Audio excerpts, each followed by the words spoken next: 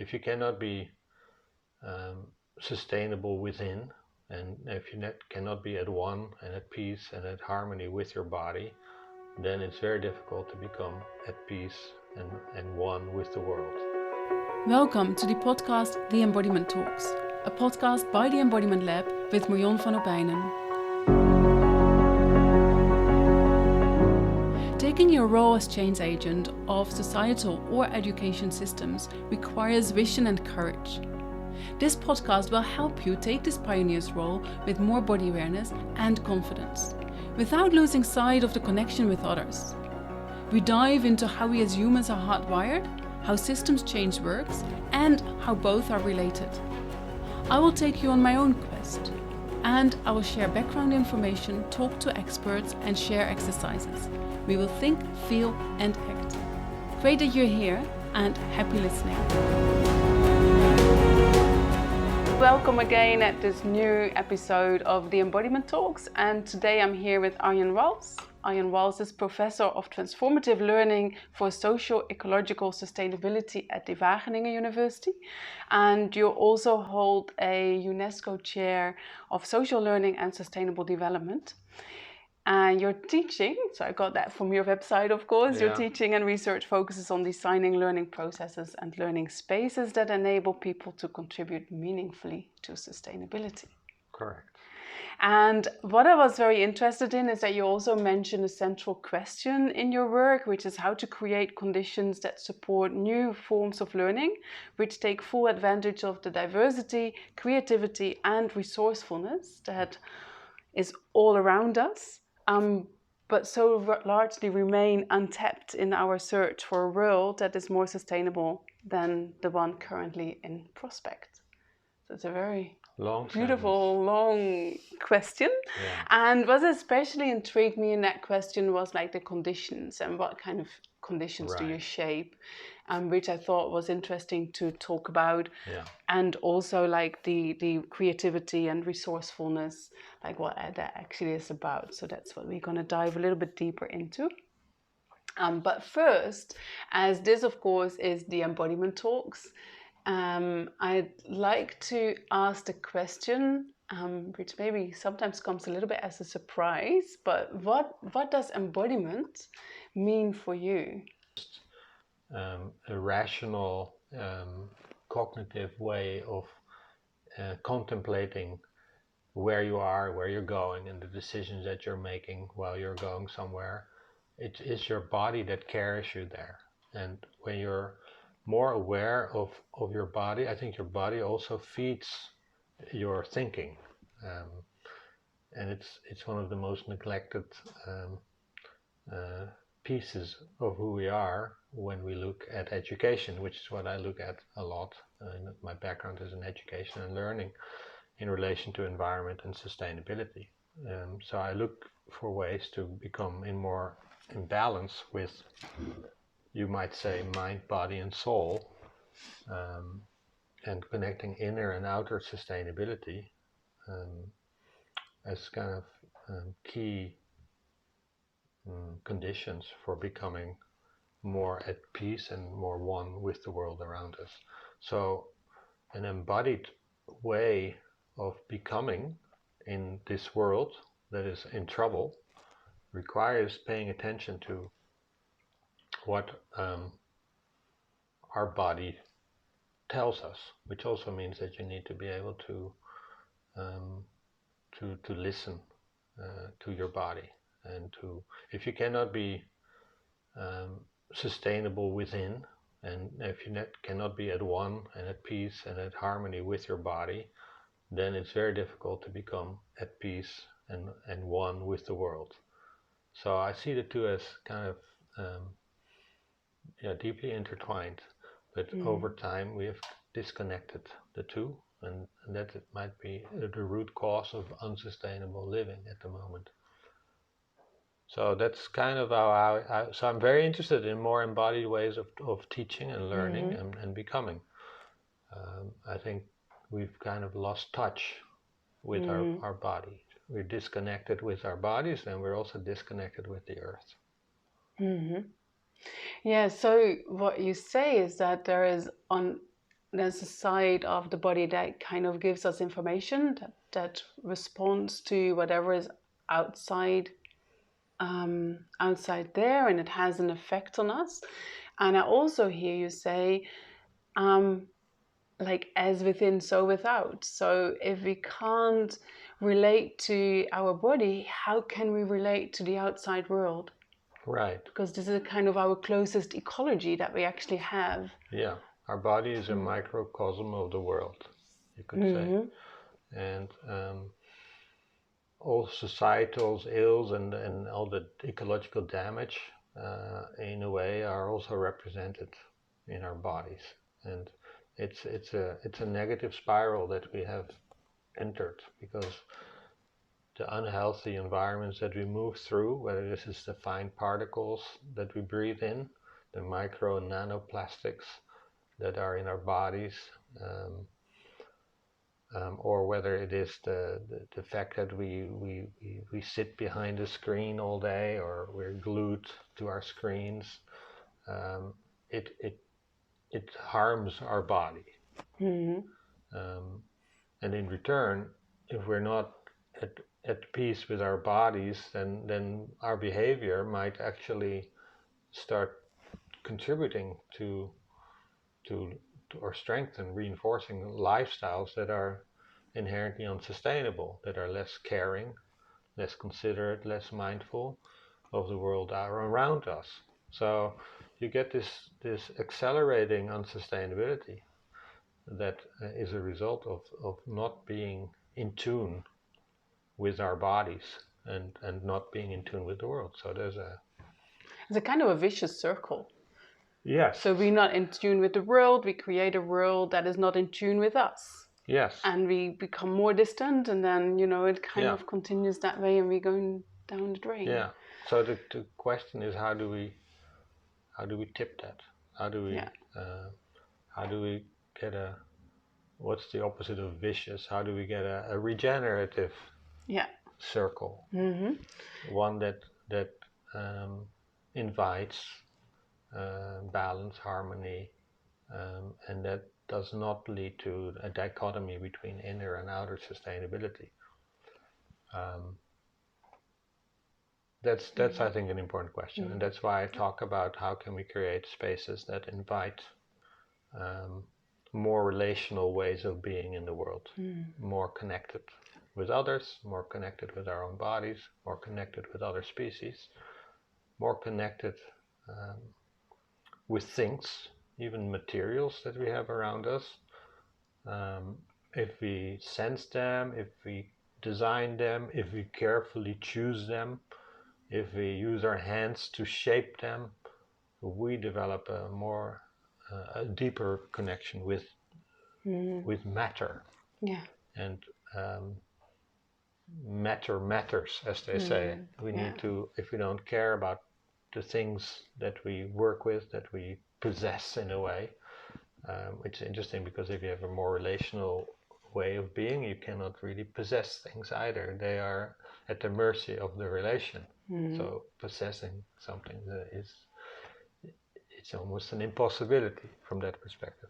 So this is where I think we need to think more about cultivating cultures and spaces that invite making connections, and that invite spending time with ourselves, but also with the things that we have around us, which is radically different from the kind of consumerist, commodified way of being in the world, where it is about collecting things and acquiring things and using things, literally using things, and then abandoning them and leaving them to die, or to get incinerated or something. There's no deep connection. It's literally a throwaway society without any deep connections. So when we look at education, the question then becomes is how can we have create learning processes and find learning environments, learning spaces where people can connect, where people can explore, where people can use all the senses, smell things, touch things, hear things, see things, where we become more sensitive to what the world around us is saying or telling us or inviting us to do, instead of being kind of passengers on a kind of on this earth without really knowing on what kind of what carries you. If you don't know what carries you, then how will you care for that? So this is important that we cultivate, and you might call it regenerate, but I'm not so sure about this word regenerative. But we can talk about that too, because I think it's not always about regenerating. It's also about generating. There's a lot of I think humans and other species too have a enormous capacity to generate and to create. It is not always about regenerating what has been lost, because regeneration to me suggests that we need to bring back what has been lost, and so oftentimes we do need to do that because we have lost, I think, a certain kind of wisdom over time. And then for me, it also raises the question: what is it that we want to regenerate? What is it that we want to get back? Because nothing will be the same as it was. It will always come back in its own form and shape and taste and color and whatever. Yeah, and in a different world. In a different world, definitely. So, but I think if we talk about regeneration, people tend to talk about certain indigenous ways of being and knowing that are more relational, that are more in tune with the environment, more in tune with the subjectification, as sometimes is referred to, the subjectification of matter and of things and of others and of ourselves. And that with that, Gert Pista uses this term, the Dutch education philosopher. He talks about subjectification as one of the three key functions of education, where he talks about qualification. We need to learn certain skills and develop certain qualities. We need to function well in the world of work or in our everyday lives. And these things you can develop and even train sometimes. Then socialization, which has to do with what are the kinds of social arrangements, social cultural maybe norms that we find important, that we feel are important to hand over maybe to other generations.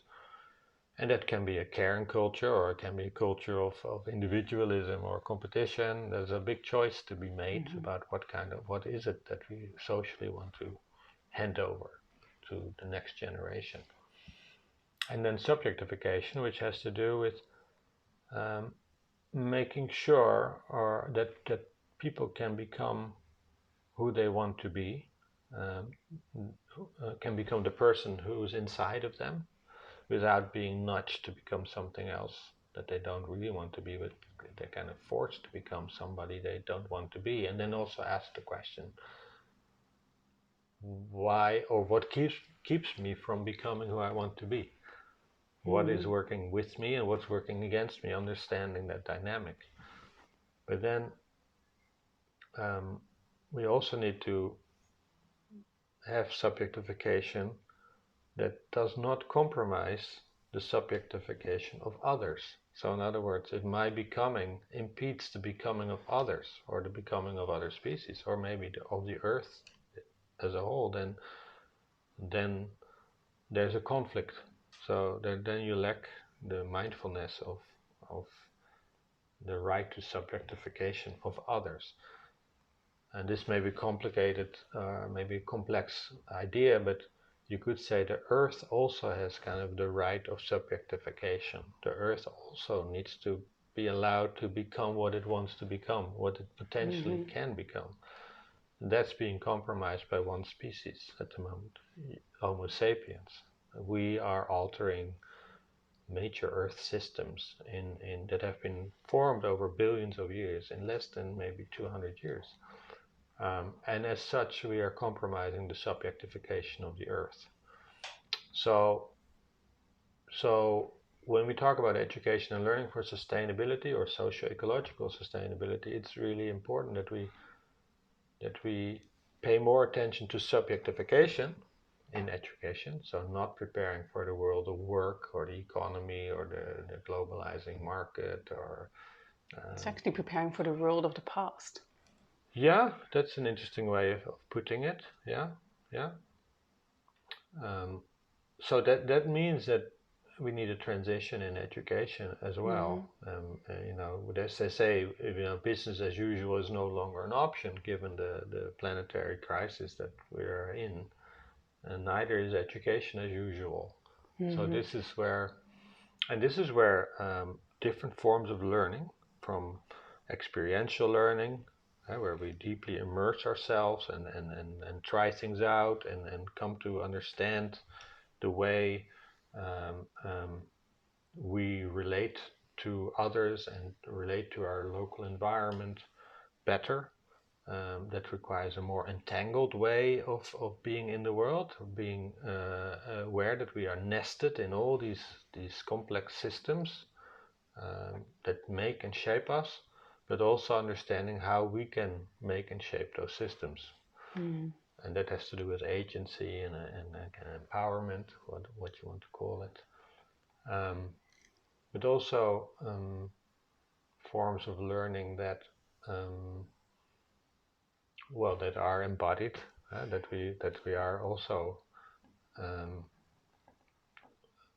in a way aware of the critical role our body plays, and our body as an interspecies entity, which is also an interesting phenomenon that from a post-human perspective, our bodies is not just one species, it's a multi-species entity. Human perspective, our bodies is not just one species, it's a multi-species entity. Can you make that more concrete for the listeners? Yeah, it's very abstract. We have more non-human DNA in our body than human DNA. We have, if you look at the bacteria in our guts that are essential for our existence. So we have, my body is comprised of many species. So can I call it my body? Maybe it's not. Maybe I'm not talking to you right now. We are talking to you right now. Maybe I'm not I, I'm we. So, and this is an interesting concept. So I cannot live without other species. I'm a multi-species entity. Yeah. And that leads to a kind of humility about me as an individual. And it requires decentering myself a little bit, and decentering the human, I think, is also very important in becoming more sustainable. This notion of human exceptionalism, that the human species are unique and very special.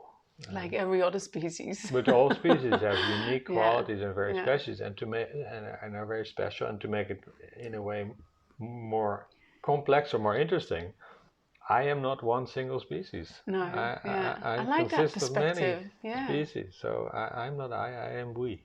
Yeah, I've never looked at it in that way. Although I know, of course, as I already said before, like my body is an ecological system in itself. Yeah. But that's like my cells, but even like all those bacteria, whatever it's I have, a huge variety. fungi, and just everything that we have and we need to survive. Yeah. So that's adds another layer to what embodiment means. Yeah. We're multiple bodies. Very interesting. Yeah. Great. And how and I have so many questions where to start. But just like what I heard you say before is that it's about relating to myself, to the world, to the to the other, to the world, and to the material world. And it's all mutual. They all kind of relate back to me. And that is kind of what makes that system, and it's the role that I take in that whole chaos of all those different entities relating to each other, where we have to see like what is my role in this, so that I can kind of hand it over to the next generations, and to be able to, I would probably say, relearn it, because education is so much focused on that one way of learning, at least, I mean, how we've been educated, and it still is like very common in education. There's different ways of learning, like experiential learning, embodied learning, you already mentioned. Are there more ways that you use in your classes? Well, we talk about transformative learning, which is, you could call it a deeper learning that requires you to kind of think about the assumptions, the principles, and the values that are underneath what you do and how you act, what you think. And a transformative moment is a moment where you start questioning those assumptions and principles and values, where you create a kind of dissonance that invites you to question yourself, and may lead to new insights, and then maybe a shift in your assumptions and principles. It could be a temporary shift. I think that's very different from transmissive learning, where you try to literally transfer something to another, and that other person needs to give it back to you during the exam, where you check if you've gotten it back the same way you've given it. And they literally give it back, because after 2 weeks you will have forgotten what was taught. So this is, I mean, maybe this is a bit of a parody, is that English? I don't know, on learning. But this is literally what tends to happen, I think, in still in many schools, where we learn for the test and the exams, and we focus on the cognitive, and we ignore the social, emotional, and the embodied. So transformative learning is a deeper engagement with matter, with others, with things, and that also connects with social learning. So learning is a social, relational activity where meaning arises out of an experience. And this is what I mean by learning spaces that invite, rather than teaching certain, focusing on learning outcomes and establishing those learning outcomes beforehand, and then having indicators to kind of measure whether these goals have been achieved, which a lot of research in education and learning has been on in the last decades. How do we formulate the right learning goals, and how do we have a good way of measuring whether the learners have achieved them. The shift towards, do the learning conditions and the learning environments that we are in allow us to learn what we need to be learning in the first place. So to make it more concrete, a typical classroom setting, does it invite dialogue or discussion or conversation, or does it hinder that? Does it invite democracy, participation, inclusion, or does it hinder that? Does a school invite going outdoors, exploring the local environment, or does it hinder that? Does a school invite that students develop relations with matter, or does it create a consumerist culture where you're basically taught that you can order anything online 24 hours, 7 days a week, and it will be delivered the next morning?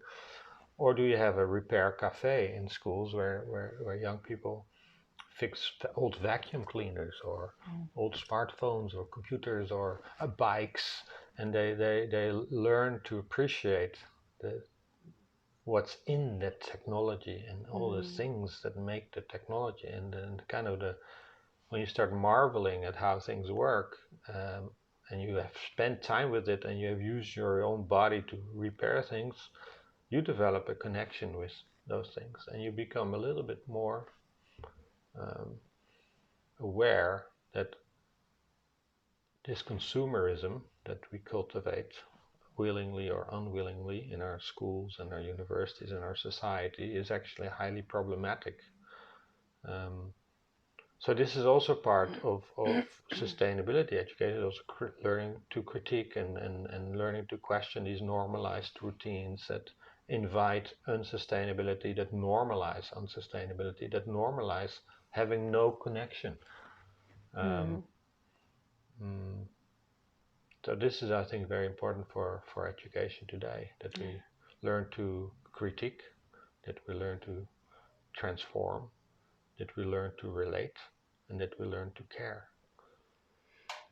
Yeah, and although that's really innate to who we are as humans, we kind of unlearned it.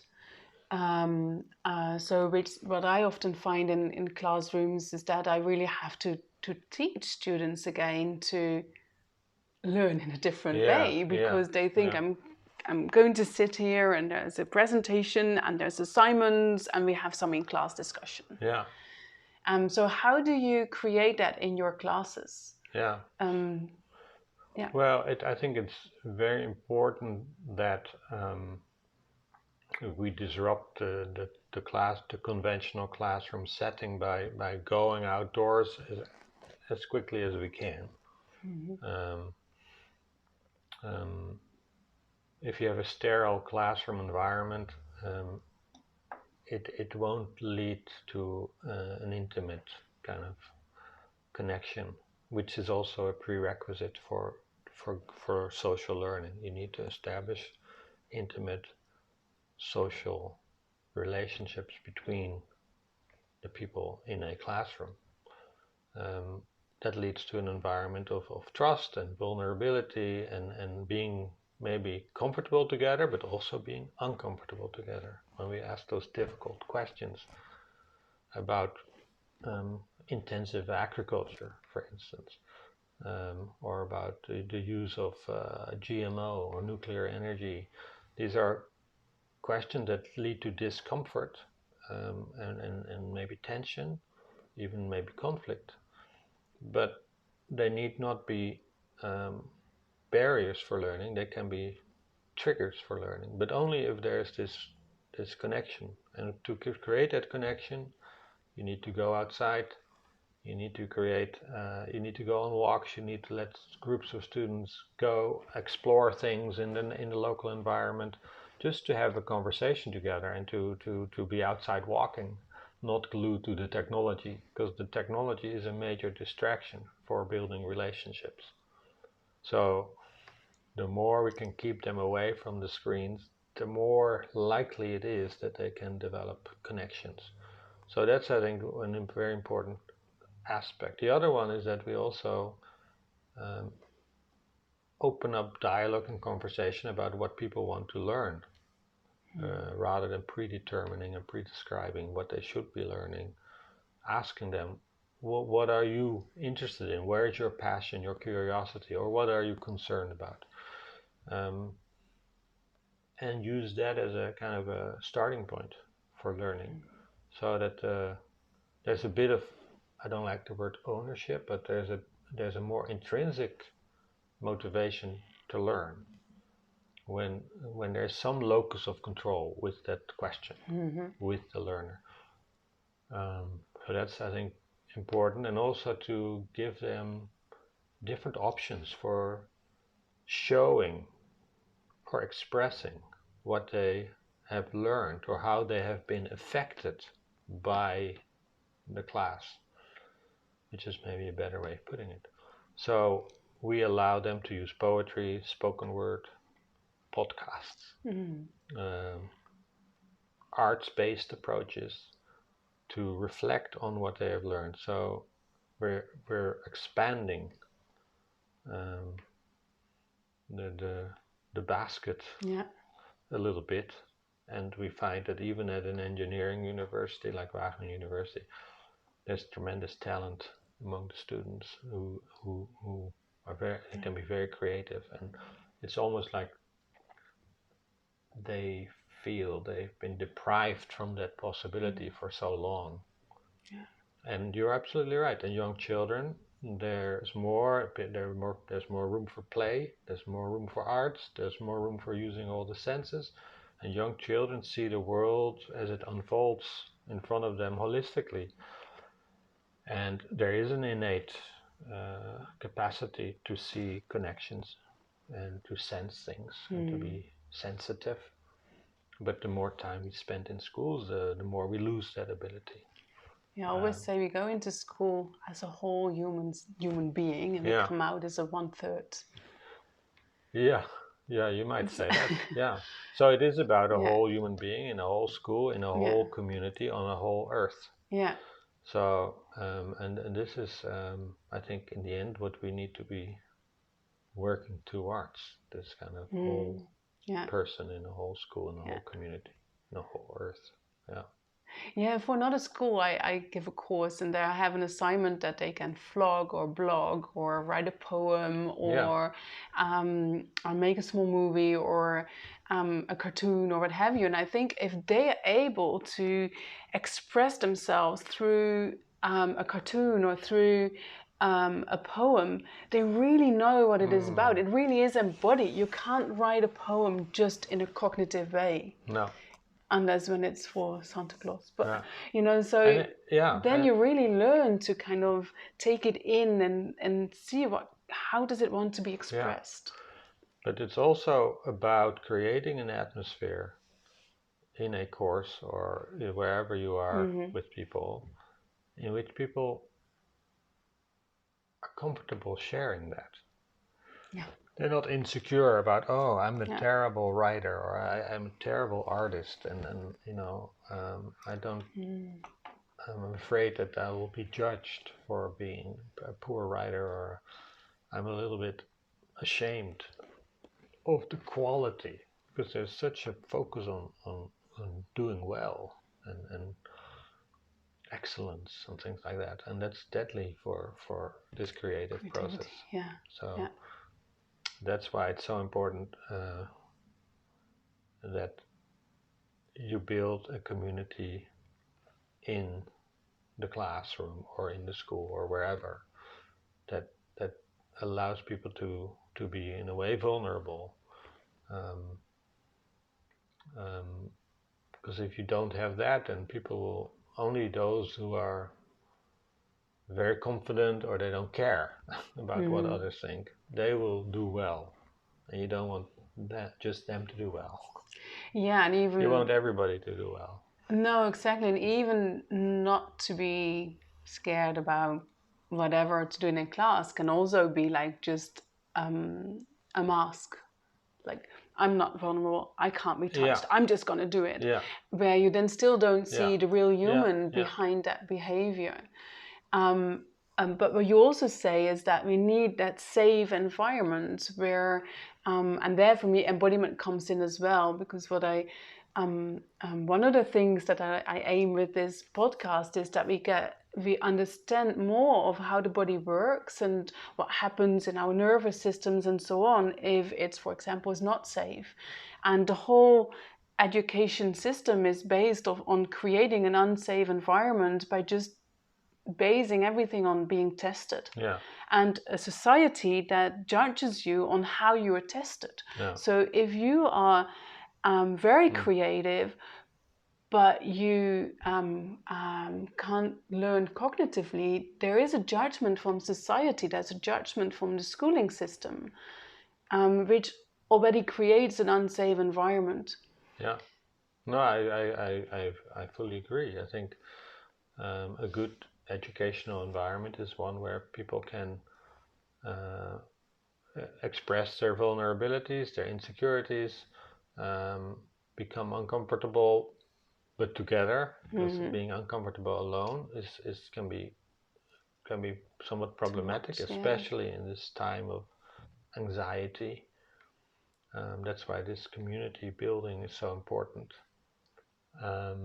And vulnerability and showing your vulnerabilities and insecurities is a sign of strength. And you're right, in our current society it's seen as a sign of weakness. And if you don't waver and you speak with confidence, that's seen as a strength. But given that all these sustainability issues that we talk about today, and given that they're kind of wicked without definitive answers, and that they require deep interrogation, deep thinking, deep exploration, there are no definitive answers. So you must be open to wavering, not being sure about things, being open to listen to others and be attentive in listening to others, and being willing to let go and abandon maybe on your own kind of stuck ways and routines. But that's not being rewarded in a way in our current education system. No. You're supposed to be quite firm about and confident, and we work towards making everybody feel excellent, confident, and it's a kind of. Or you feel. Yeah, exactly. Yeah. Yeah. So how do you test in your courses? Well, we use different. One way is this. We have two reflections. Kind of a mid-course reflection on how students, what they've learned from the course, and they can express this in these different ways that I mentioned, and that leads to a very rich collage of students showing us and their fellow students what they are learning and what they have learned, which leads others in the course also to again rethink their own learning. We do this halfway and at the end. Then they also work in groups on a change challenge that they together decide they want to work on for a number of weeks in the course. This is our main course, Environmental Education and Learning for Sustainable Living. And that leads to a presentation where they kind of enact the kind of activity they have developed to engage a group that they work with in a sustainability topic, and they write a report, and the report also, that's maybe more standard. We look at how is it written, how does it communicate, how does it speak, the report. Is it clear? Are the concepts we discussed in the course, do they come back? In what way do they come back in the report? Do they use certain design principles? So that is maybe a more traditional way of checking if they really comprehended some of the concepts in. So it's a blend of some traditional kind of grading of papers and a maybe more unconventional way of allowing them to express in their own words or in their own visuals what they have learned in the course. And it's very arbitrary, I must say. It's difficult to say, to put a mark on that. Yeah, so this is an 8 and this is a 9. Right, yeah. that doesn't work, and I sometimes see similar, ways. Sometimes the system almost pushes us to make it an 8 or a 7, and it gets even more bizarre when it's a 7.3. Yeah. It's like doesn't make any sense. Yeah. It's like the Groningen University. They recently at the medicine study, you can't graduate with honors anymore. Because they also said like it gets more about your grades than it. You need to be a human. You need to be able to relate in your practice as a general practitioner or another as a doctor. It's in some ways dehumanizing. I think it is. Yeah. So we have a long way to go there still, yes. I think. Yeah. Just on a more personal note, what in your history makes that this is so important for you, that this is what you want to dedicate your life to? I think it has a lot to do with the way you are raised. I think your childhood and what kind of home environment did you grow up in? Did it invite going outdoors, exploring things? my parents were both environmental educators, so that's they took us outside a lot. My father worked for the city of The Hague, and he was in his early years. He worked with school and children's gardens and city farms for young children in also difficult neighborhoods in The Hague, where there are these city farms and school gardens, and I used to go there as a child and see what was going on. Camping. So the outdoor environment, the way I was raised, significant life experiences in nature, exploring on my own. I could roam freely where we lived, go into nature. I had a big space to explore. It was a safe environment, so I was in some ways very privileged. And although as a teenager, I typically, as teenagers do, I kind of rebelled against this notion of environmental education, thinking that it would take too long for people to connect with nature and to love and care for nature and the earth. And then how 7 billion, at the time it was like 6 billion people maybe. It would take too long. It wouldn't work. So I went to Wageningen to study environmental engineering. So I went to more the end of pipe route. You know, technologies, filters would be more effective. But in the end, I did. After maybe a year or two, I realized that if we really want to live more lightly on the planet and more equitably and more healthy, then we need to rethink the principles, the values, the structures that we have created, and I ended up with education as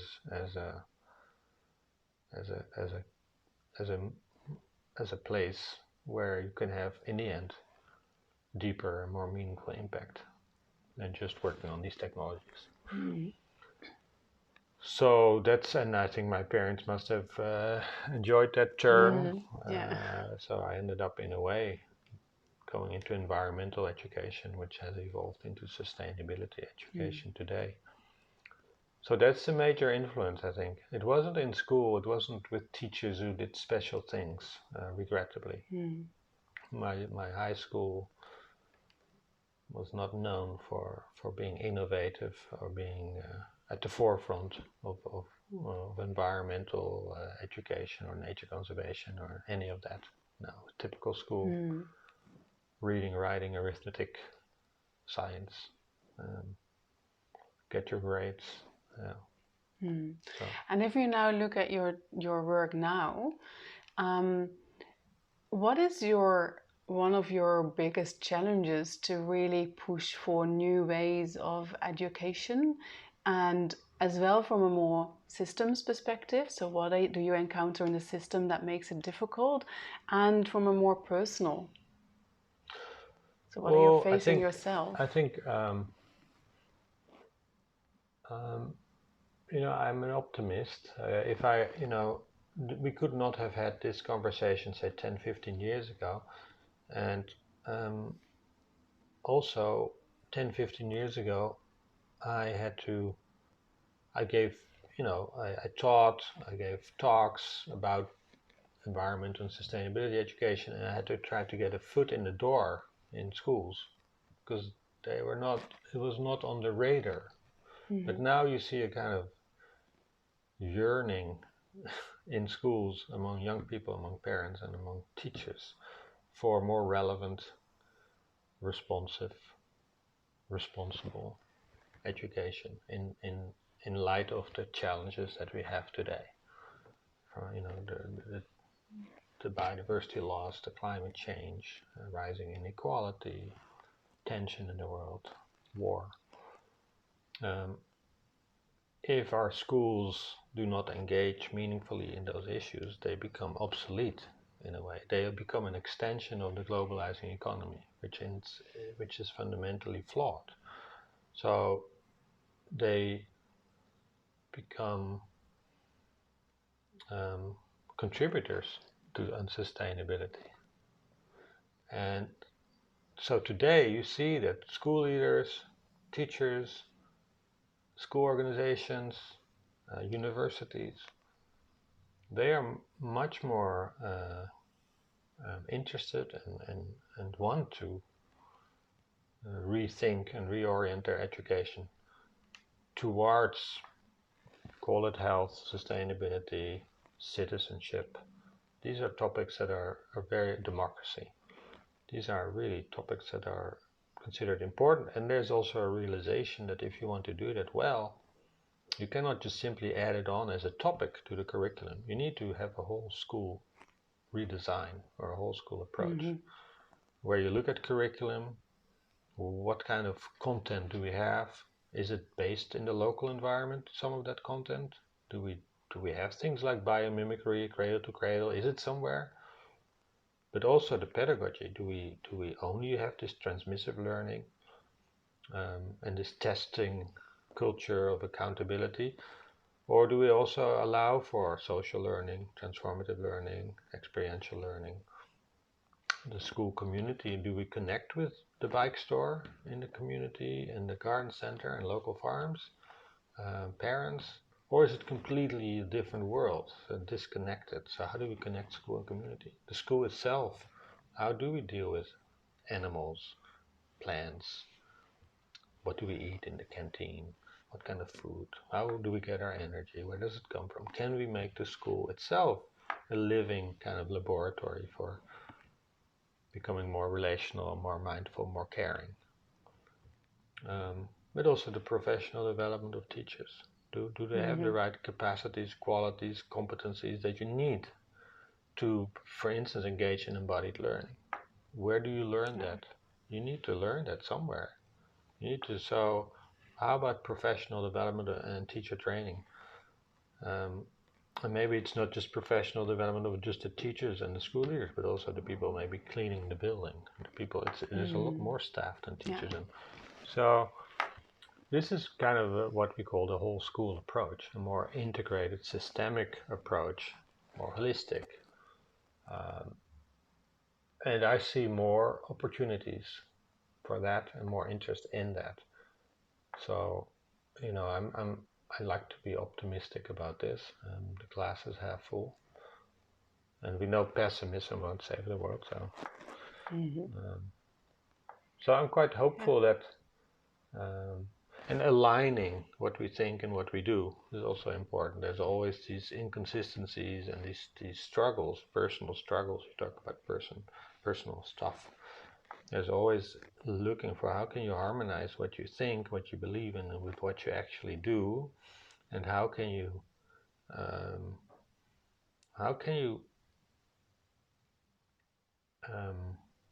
deal with the inconsistencies that are inevitably there. That's, I think, also very important, because there will be inconsistencies. There will be people who try to live very caring, mindful, considerate lives, people who are vegan, for instance, and have a very caring relationship maybe with other species. They too will be inconsistent in some ways. And it could be the leather shoes or something, and people who almost consistently do the wrong thing, they will point it out. And they will use that to kind of diminish you as a human being. And so it's the being consistent is seen as a higher good than trying to do the right thing, which is, I find that very in a way ironic. But dealing of, or ironic, highly it's wrong. I think people who try to do the right thing, but they find themselves struggling to be 100%. Also because they're driven by the system to be unsustainable. Against all odds, they try to be sustainable, basically. They are being punished for their lapse in consistency. And while the people who consistently do the wrong thing, they pride themselves on at least being consistent. That's anyway. So that's the alignment between what you think and what you do, and how to deal with these inconsistencies in a constructive way. I think that's a big challenge for myself, Yeah. but also for education. Yeah, and probably being honest about it as well. Yeah, Instead of hiding the yeah, inconsistencies, because we sense, if we, like before I spoke about how nervous systems and everything work, we sense that there's yeah, something inconsistent. yeah, But if we can bring that to the surface yeah, and talk about it and maybe share about how can we become less inconsistent, and yeah, then there's something else, there's something inconsistent. But yeah, I think that yeah, is pretty important as well. And I think the whole system, what we said, if it's about being bad or good or fail or successful, or it's very difficult to be really honest. yeah, So we rather than yeah, hide. yeah, yeah, Um, yeah. And then there still will be that nagging voice of unease. So I think you're right. I think being that's also making yourself vulnerable, yeah, um, and having that conversation with those who call you upon your inconsistency and don't take you seriously anymore. To have that conversation, I think, is really important. yeah. Um, yeah, Yeah, and I often say to my students as well that the world is also a big laboratory. So we need to be inconsistent sometimes to find out yeah, what works and what yeah, doesn't work, and how we can from there improve yeah, again. So if it's like an illusion to, yeah. There's no that we will never uh, know when we live sustainable lives. no, and then Uh, there's something new. Every system yeah, has its boundaries. right. So even if we create a Yeah, sustainable system, we will just hit those boundaries again and start right. creating something And new. it's continuously indeed Yeah, shifting. What we might think is sustainable today may turn out to be unsustainable tomorrow. yeah, But we must have kind of the underpinning moral quest to want mm, to live more lightly and more equitably and healthier on this yeah, planet out of a kind of moral obligation. But if you don't have that moral compass, it becomes very mm, difficult. So the moral compass that guides us is also something we need to really be talking about also in education. yeah. Um, And how to tap into that, and to, yeah, and to be, and also I think part of that is to be with the unease and yeah, the not knowing, and the um uh yeah, yeah, to allow for yeah. Not it's something not about emerging instead right. of wanting to know. Yeah, yeah. We have for 200-300 years, I think we have focused on uh, minimizing uncertainty and maximizing Mm, predictability.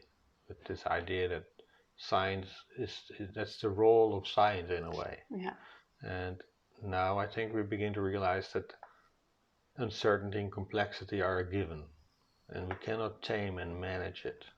There will always be uncertainty and complexity. So the point of science is not so much to tame and manage it, it's to learn to live with it, understand it better, but not to, to minimize uncertainty and to maximize predictability.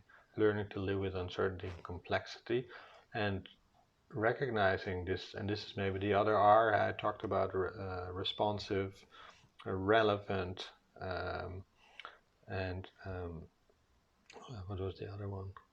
Um, but living with complexity, yeah, no, Gales, yeah, relevant, responsive, and responsible. mm-hmm. But there's another R that would be reflexive, which Mm, is this notion that we need to continuously ask questions and learn from and trying things out and learning from the attempts and what works with us, what works against us, and understanding the powers behind it, and it's an iterative, continuous learning process. mm, So a sustainable society is also a reflexive society, um, where there are inevitable insecurities and uncertainties and complexities, and that's not necessarily a bad thing.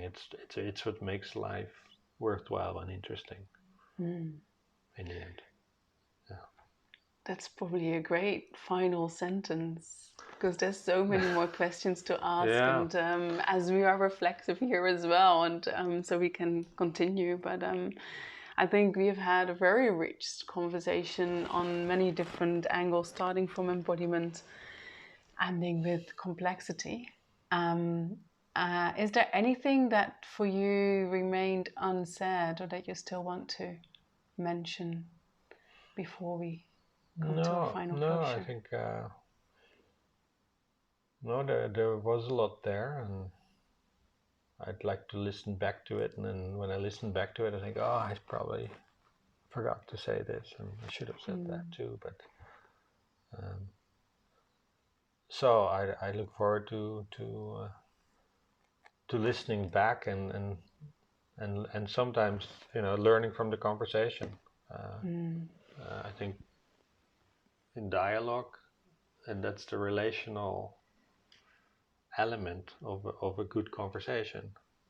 You don't know in advance what will happen, what you will say. You have some ideas. I didn't ask. I have a paper here where I didn't ask all my questions. You have some ideas that you might, you have in the back of your mind. They might come out, but the conversation always triggers new thoughts and new thinking, and that's so I enjoyed having the conversation. I think I developed some new insights as we were speaking.